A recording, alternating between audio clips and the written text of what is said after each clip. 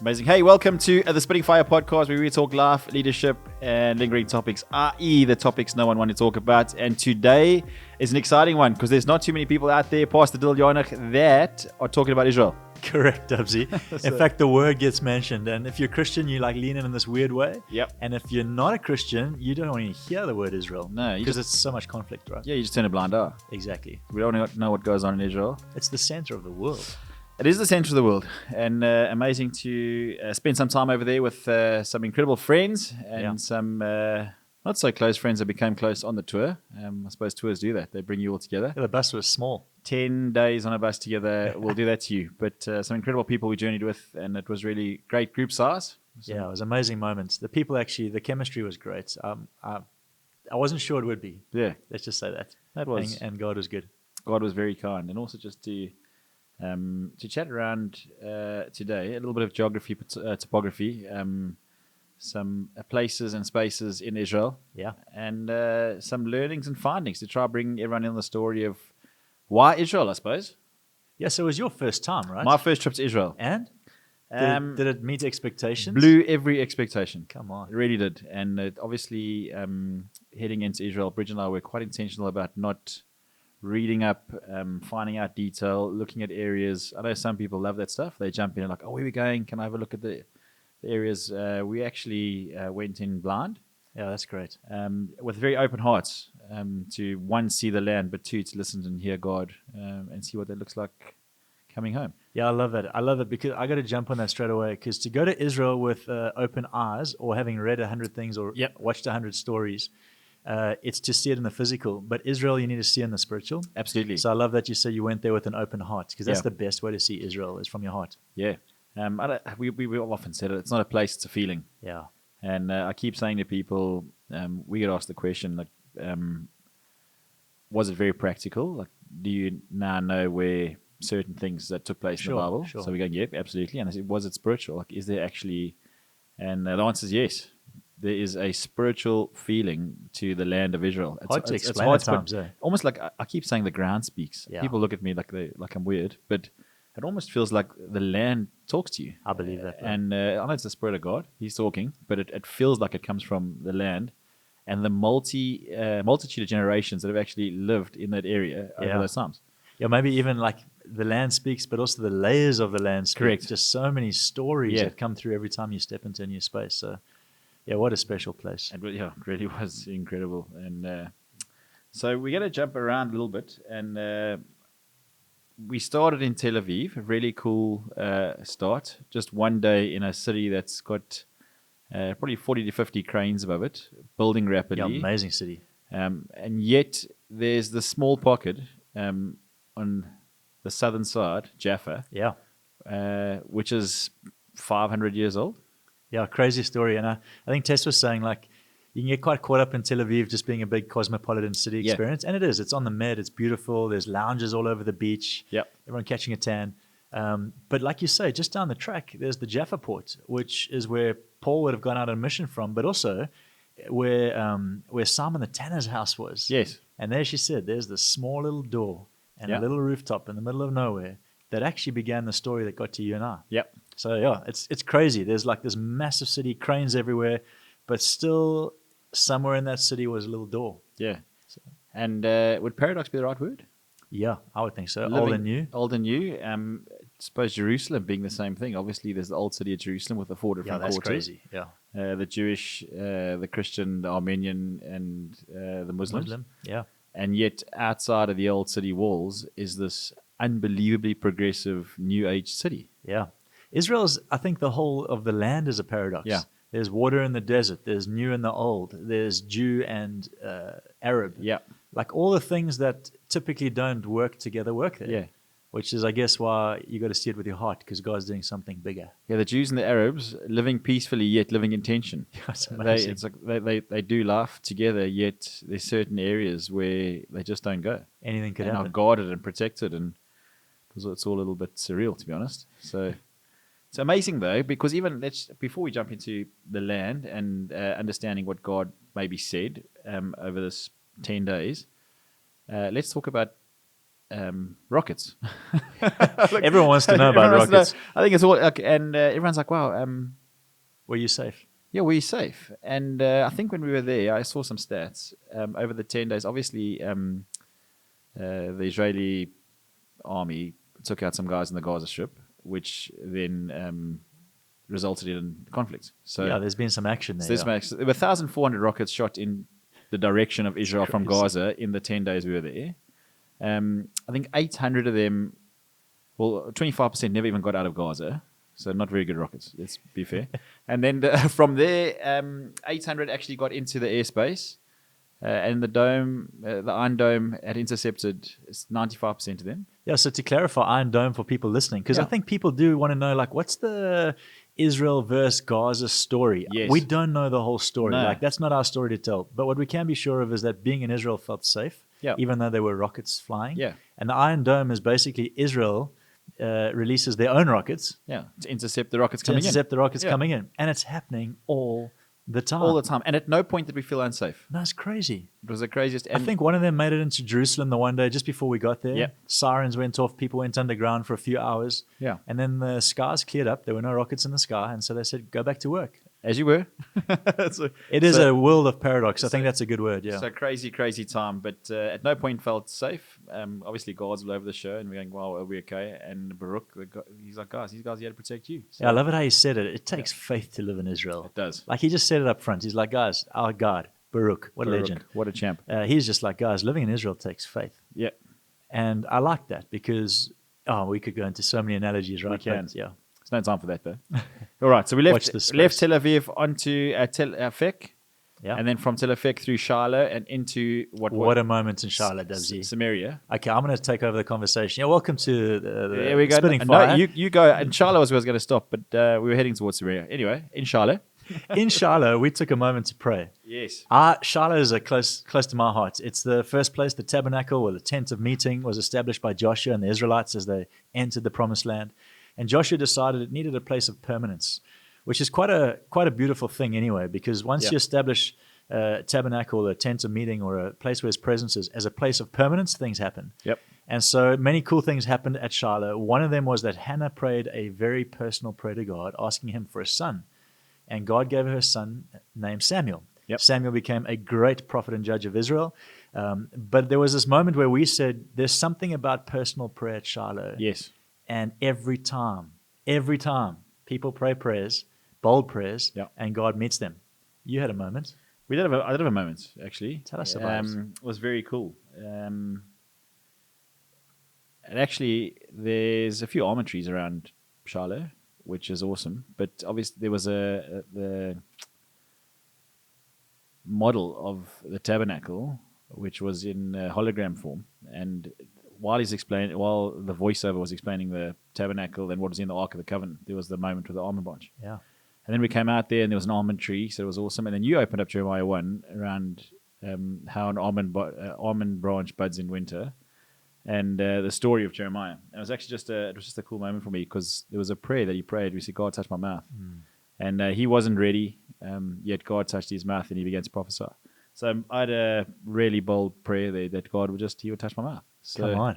that was very cool, and also just in the amount of people that had inhabited that land over the years and generations. There were some pottery things in the gallery there, which were really cool. And there were just different pottery for the different people.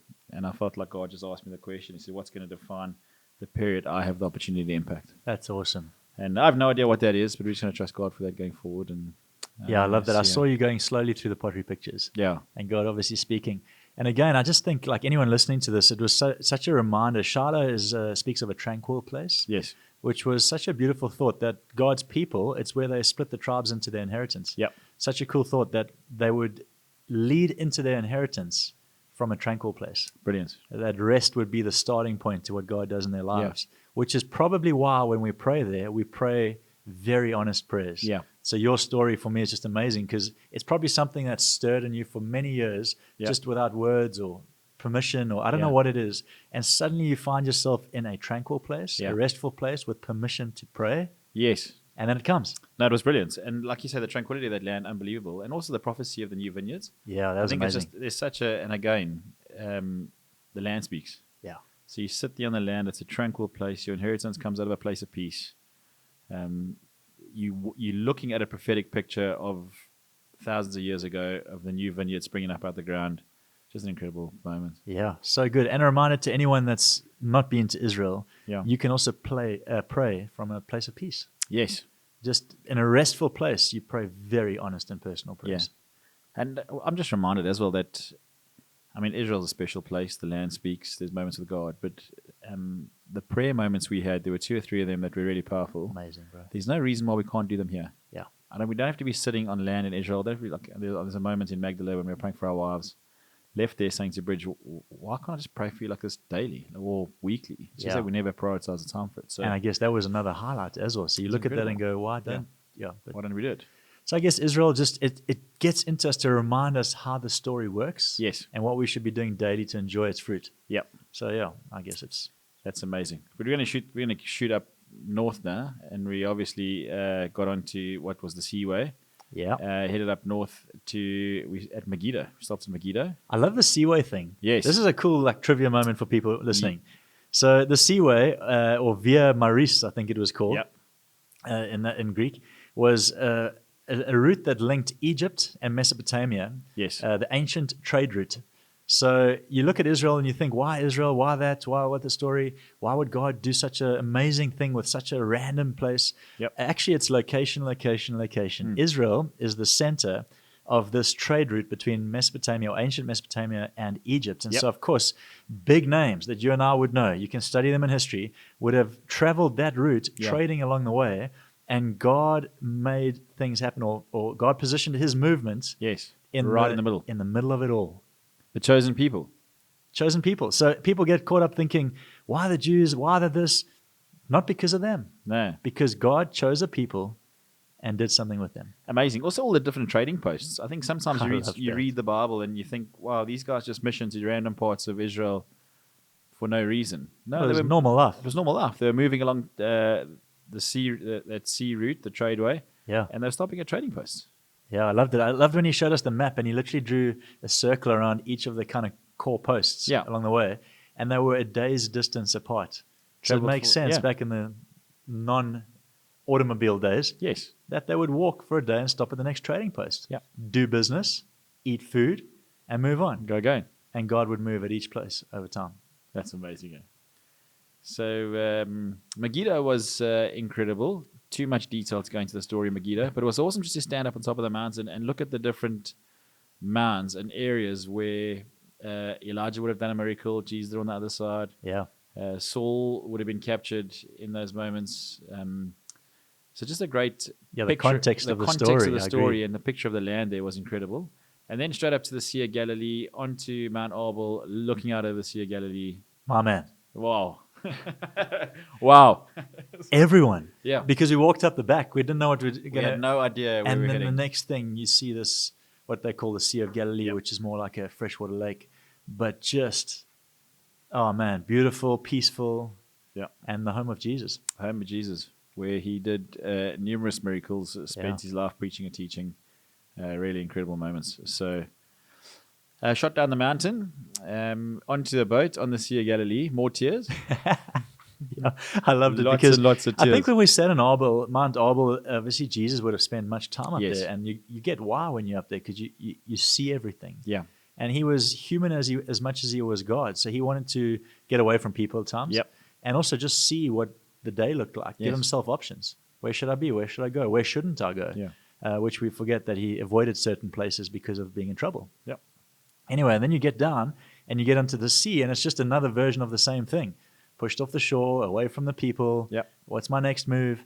And like you say, whenever you position yourself where Jesus might have positioned himself, it's emotional. Yep. Because the landscape of life for him was just such a strategic, thought out, I think intentional space. So whether you're on the mountain or on the lake, you realize how intentional he was to meet with people. And that was actually one of the greatest things for me in context of scripture is how intentional Jesus was in those moments. So when he retracted up a mountain to go spend time with God, it could very well have been Mount Arbel. Yeah. What we picture is Kilimanjaro. Yeah, exactly. But he would have retracted up onto a mountain, spent some time up there on his own. Couple of hour walk. Yeah, gone for a bit of a walk. When he pushed off or set off the lake to teach, he would have set off into a certain area. When he went across the lake to go spend time, when he calmed the storm, all those stories come to life. Where he fed the 5,000, where he drove the demon out of the man into the pigs, and the pigs ran off into the deepest part of Galilee. Yeah, big cliffs on the side of Galilee. You can picture it, right? You can actually start to I see liked how Baruch explained the miracle of the loaves and fish possibly being on that side of the lake because there was no food there. Brilliant. So it wasn't like he was showing off. Yeah. He was feeding hungry people. He was very intentional about miracles. Yeah. That moment needed people to be fed so that he could keep talking. Yes. Not so that he could prove that he was the Messiah. Correct. And so it's just, again, he was more human and more contextual than we realize. Yep. And that was unbelievable. Yeah. And then obviously like huge moments. Magdala, Capernaum, understanding landscapes and details and so many little things in those moments. Yeah, Magdala was a highlight. It really was. I remember at one stage we broke, if you're listening to this now, there was a lot of couples on the trip. And so we took a moment because Magdala is the place of Mary Magdalene, obviously. Yep. And learned something about her life I'd never known before. And so it really stirred me to lead a moment of prayer again. And again, prayer was such a big part of this trip. It's powerful. And we broke into husbands and wives and encouraged the husbands to lay their hands on their wives and pray blessings over them, to release them into their ministry. And there are little pictures of the various couples that broke up and sat in their different spaces in that church that we were at. Yep. And those, for me, still as I look at them, bring back tears. Because what I loved about it was when the trip was over, I asked everybody what was their highlight, and a lot of men told me their highlight was praying for those ladies. Amazing. And I just think, what a beautiful picture of what God's doing on the planet. Yeah, it is. Also, when Jesus teaching in the synagogue, powerful moments would have been a whole lot of elders, a whole lot of Pharisees in and around. Disciples would have been there. The boys would have been taught in that little section at the back of the synagogue. And ladies. Jesus points out a woman and calls her to him in that moment. In the middle. And speaks to her, which would have been frowned upon. Yeah. And just a real sense of God doing something in ladies. Yeah, absolutely. And it was a cool moment, actually, when we prayed for them. It was to declare something of their future. Yeah. And just trusting for cool moments for women, actually. Yeah, I loved it because it was almost like we were reiterating the story of Jesus. Like we're putting the woman in the middle of that moment. Yeah. And saying, we don't care what anyone else has ever said or what anyone else thinks right now. Yeah. Here's what we see of your life. Amazing. And we're just praying that those become great, those seeds become good fruits in time. Yeah. And then learned lots about rabbis. The rabbi would walk, and as he sat, everyone knew he'd teach. So when... you remind me of a rabbi. I feel a bit rabbi-ish. There we go. The yarmulke is out. There we go. I got this as a... Shalom. A memento to remind myself sometimes that I'm just under the hand of God. Oh, yes. Tell us about the yarmulke. What does it actually mean? Just that we're never above God. We're never the highest person. So good. So the yarmulke reminds the Jewish people that they are underneath the hand of God. And they live under blessing. That is awesome. So right now I'm living under more blessing than all of you. So get yourself a yarmulke and enjoy it. It's awesome.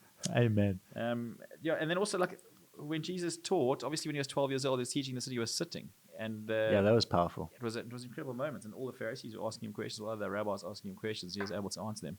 And him being sitting there meant he was teaching them. They weren't teaching him. As a young man. As a young man at 12. And I wrote down, Jesus' body language shouted, I am born for this. Yeah, I love that. You told me that we were in the moment. Like, there's some things you're just born for. Born for. Yeah. What does your body language tell people about what you carry? Yeah, that's beautiful. And I love how you picked it up when he was sitting. That's when you saw it. Yep. So sitting obviously meant that he was teaching. And then you went, okay, so he was born to teach even when he was a boy. Yes. It was just in him. So I guess you got to ask people, this is a good question to ask yourself. When do you do what you do from a very seated position? Like you're not pushing it, you're not striving in it, you're not proving anything in it. You're seated. There's a sense that you are comfortable in what you're doing in that moment. Probably that tells you a lot about what you've been born for. Correct. And you keep telling us that we rest in Jesus' redemption, and it's amazing that because Jesus would have taught out of a seated position a seat of rest.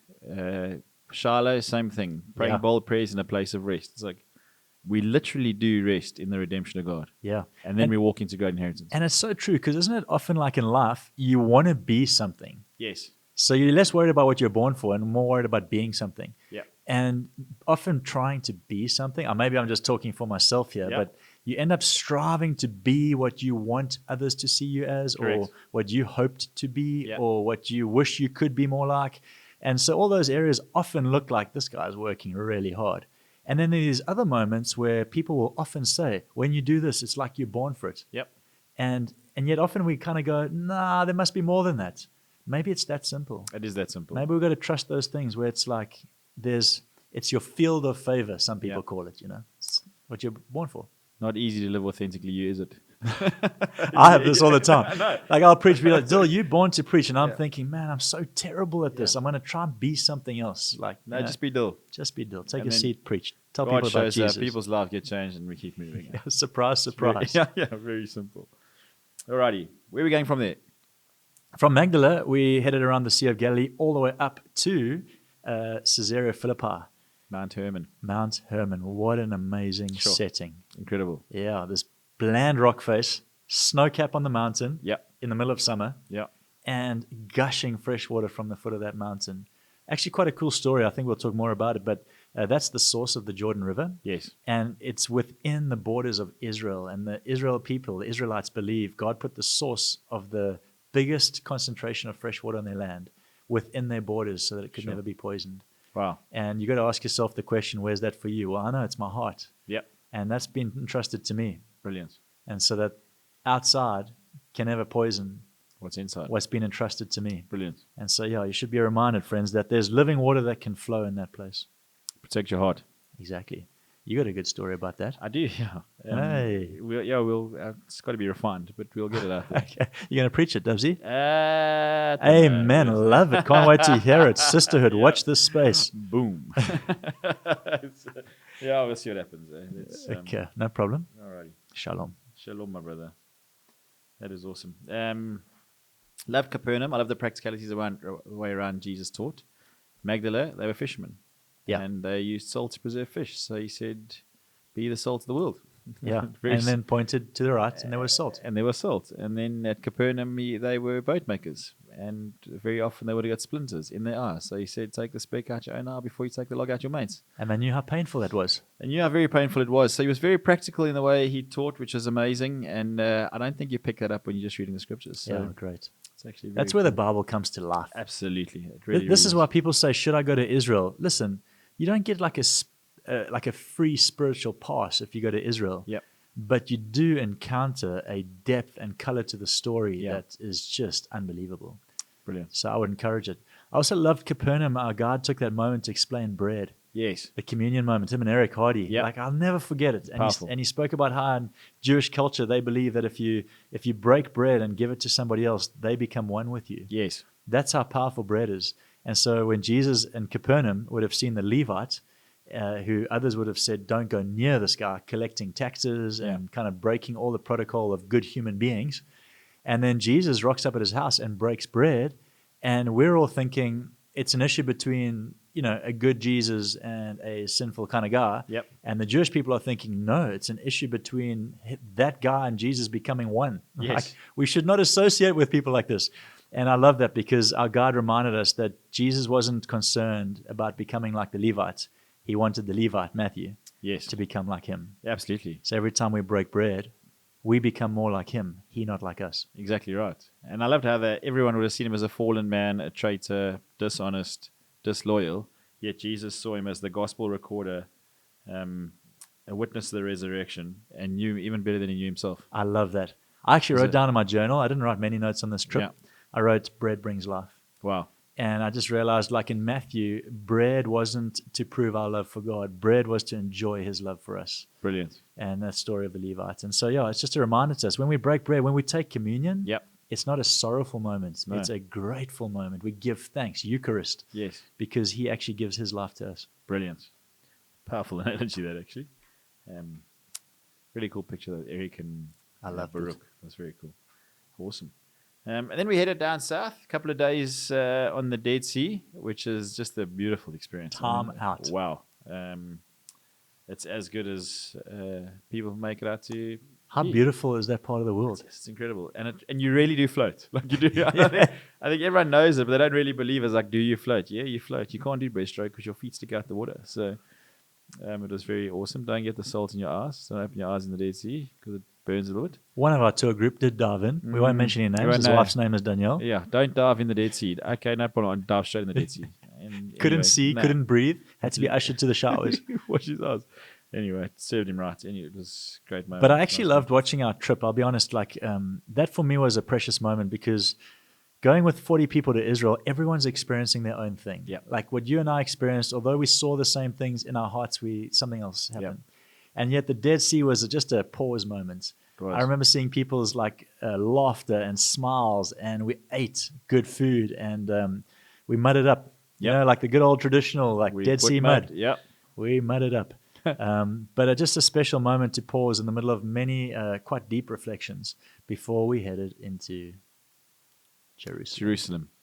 Before we headed into Jerusalem, though, we saw the valley of the shadow of death. How beautiful, how amazing is that story? Incredible story. And it's amazing also, like that's where the geography for me comes alive, because Jericho is just over there, just down the hill that side, and 40 k's away is Jerusalem. So you're standing on a hill point where you can see Jericho and Jerusalem, the valley of the shadow of death is ahead of you. Shortest cut between the two cities. Shortest cut between and the most dangerous. Yeah, if that's the short route, that's where the money is. Exactly right.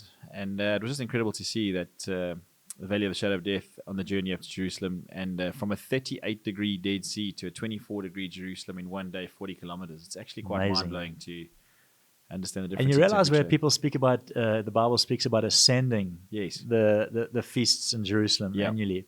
You realize that is an ascent. Yeah. You drive upward toward Jerusalem, which is why it obviously gets cooler. I actually loved watching this oak though, because he's like a geography guy. I don't know if that's the word he would use, but everywhere we go, he starts by gauging where's north and where's south. To the point where if you're lost in the city, it's always just like, Dubs, where we're going, you know? But it's amazing because often in life, bearing is what's out. Yeah. So I appreciated that because I saw you getting bearing in a land called Israel, which is actually a picture, I believe, I saw this, and maybe this is a word for you, of someone who is able to position themselves in a picture called life, not just Israel. And so in life, you're helpful to show people where's north, where's south, and where are you right now. Sure. And so, that's a freebie, bro. Thank you. I'm going to write that down. I'm going to watch the podcast and then write that down. That's incredible. Thank you. Touch my mouth, show me my position, lead go. me forward. Wow. Okay, you write that down. That'll preach. There we go. That will preach. What do you think, C's? Just a chuckle. All right. Jerusalem, obviously amazing. From the Mount of Olives to the Garden of Gethsemane, through the East Gate, onto the Temple Mount. Into a very special place called the Garden Tomb. We got stuck there. We got stuck there. And again, the actual setting is just it's just a picture of what the story was about. It's not necessarily all the actual things in the story. Yeah. And yet we got stuck there because when you're reminded of the death, burial, resurrection, the gospel of Jesus, that he came, died, was resurrected, was seen and testified in his resurrection, you just realize, guys, we're part of a very exciting story, a living God story. Absolutely. And why, I don't know. He chose us and touches us, and he's still touching people around the world. Yeah. Hopefully as people listen to this even, they listen and go, man, that does something in my heart. It should, because he died for you too. Yep, he did. And we've checked, because the tomb's empty. Come on. We had a look. There's no one there. Confirmed. So, you know what I did notice about the garden tomb, though, which was amazing, is the wine press. Literally 20 meters from the tomb is a wine press. Yeah. And you realize what Jesus went through before you end up in that tomb. Broken, bruised. The pressing. And that wine press, a very special picture, I suppose, of what Jesus would have gone through to get into the tomb. And it's a very great analogy of why communion becomes so important. So the one of the sharing of bread, but also the pressing of the wine in that wine press in the garden tomb. Just a little moment that I was actually... I'm with you, bro. I think those little pictures are what make the story come alive. Yep. And I actually wrote down, because we started out that morning in the Garden of Gethsemane, that kind of olive orchard, where he would have sweated blood and all those kind of things as well. And I wrote down when Slevy was closing at the Garden Tomb, which is now a totally different experience. Yeah. I just wrote down there's a garden in Gethsemane. Sure. Gethsemane means olive press, and obviously garden for me is a reflection of Eden and the original plan and paradise. And And yet, because of Jesus, there's now a garden in Gethsemane. There's life in the press. Yeah. And those little details, like small little details, should keep us coming back for more, because he was crushed so that we could be raised up, Yeah. set free, given Amazing. life. Yes, absolutely. Yeah. It's very cool. And hey, if you're enjoying this podcast, if you're enjoying some of these stories, I would encourage you over the next few weeks in the Life of Church, we are preaching a series, Stories from the Land, and they are going to be super helpful. One, both pictorially and just to download what God's done in you and some of the life He's put in you, and bring the scriptures to life for the people. Yeah. But also just to hear more of the story. And if you'd like to be a part of a tour, jump online. There'll probably be a QR code or a link in the description below. And get on board. Another one coming up. I got a question though before we end. I got one too. Do you? Yeah. All right. So we're going to close up with 2 questions. Yeah. Mine is, what are you bringing home from Israel? I mean, obviously they're your personal stories, but what do you feel you bring home from Israel? That's a great question, because actually Bridget was chatting to a friend the other day at school, and she was just sharing some stories of Israel, and stopped her in the moment and said, "That's awesome, but what are you going to do with it?" Her friend said that to her? Yeah. And she That's said... awesome. And a church friend, she's part of another church, awesome lady. She was like, "Hey, cool, you've been to Israel, what are you going to do with it?" And it was quite a cheeky question, but having thought about it for a while, it was actually quite a clever question, because I think you can go, you can experience, and you can come back and do nothing with it. Yeah. So I don't know what she's going to do with it, but I'll ask you when I get home. But I would love to help people understand the geography of Israel. Yeah. And the You simplicity. can check while I'm smiling. Yeah. Anyway, carry on. And the simplicity of the way Jesus taught. Yeah. And then how we can bring that into a modern day narrative and use similar examples in what we see today, like salt and boat making. Yeah, I like that. Does that make sense? It does. I just smiled because you said the geography, and I just heard I would like to position people in the story of God. That's what Here we go. That's yeah. what but not for me. Yeah. No, I hear you. You'll be preaching the 4th week of Israel. Week 6. Just be careful what you tell people you pray for, because Yeah. in my mind, once you've prayed, it's done Actually, deal. I just prayed for my family in Charlotte. Yeah, cool, man. We'll say amen to that too. So, the funniest, mine's way more spiritual. My question: what is the funniest moment of the trip?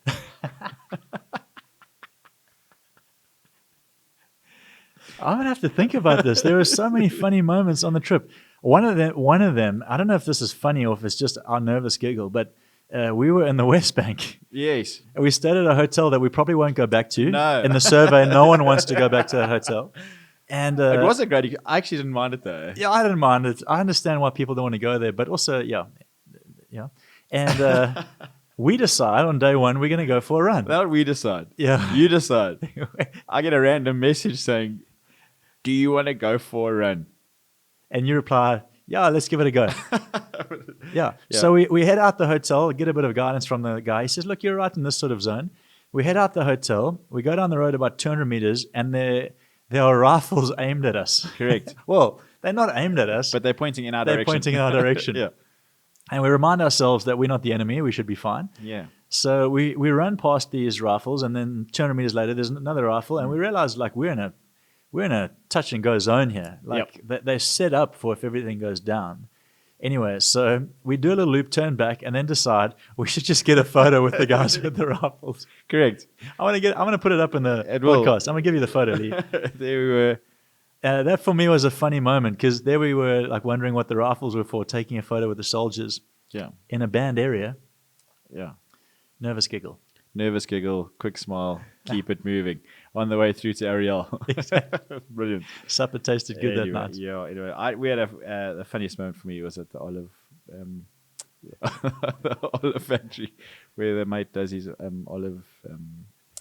The mate. The CEO of one of the biggest olive farms in the country, the mate. Correct. I don't know what his name was. Me neither. But very cool Salesman of note. salesman of note. And when you leant over to Jake and said, "Hey, Jake, you think we're going to buy something?" Yeah, and he leant back to you saying, "This guy's going to take every shekel we have."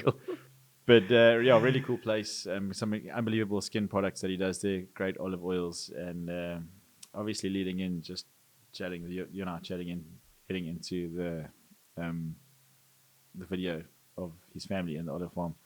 We had a cool moment in the foyer there with Jilly Howie. So Yeah, very special. it was a great. I also enjoyed those. I think it's time to wrap up at this stage, Levi.